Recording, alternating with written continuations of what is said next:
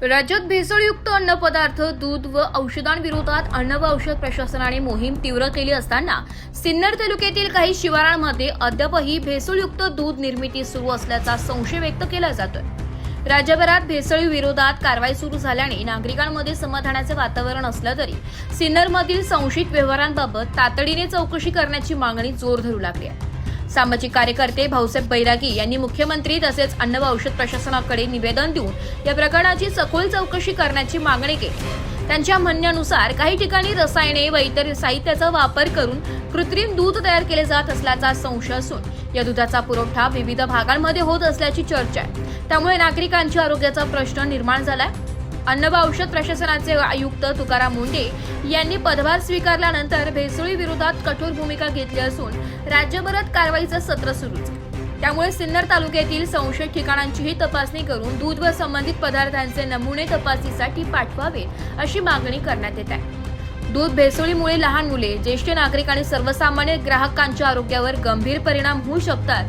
त्यामुळे प्रशासनाने गुप्त चौकशी, अचानक छापेमारी आणि दोषींवर कठोर कारवाई करावी अशी अपेक्षा नागरिकांकडून व्यक्त होत आहे। पदार्थ वापरून दूध भेसळ करीत आहे, दुग्धजन्य पदार्थात भेसळ करीत आहे।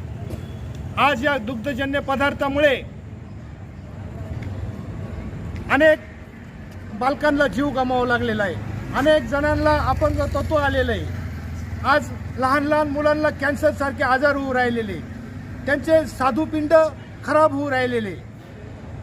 हे स्वतः WHO संस्थेने हे मान्य केलेलं आहे। हा महाराष्ट्रातील दूध भेसळ थांबवण्यासाठी माझी माननीय महाराष्ट्र राज्याचे मुख्यमंत्री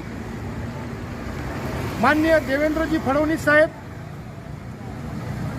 महाराष्ट्राचे अन्न औषध प्रशासन मंत्री माननीय नरहरी झिरवाळ साहेब आणि धडाडीचे IAS अधिकारी माननीय तुकारामजी मुंडे साहेब यांना अत्यंत कळकळीची अशी विनंती आहे की महाराष्ट्रातील दूध संकलन केंद्र आणि हे दुग्धजन्य पदार्थ बनवणारे कारखान्यावरती नियंत्रण आणण्यासाठी, महाराष्ट्रात दूध भेसळ करण्यासाठी महाराष्ट्रामध्ये उत्पन्न आणि ब्युरो रिपोर्ट, नाशिक लोकशाही न्यूज।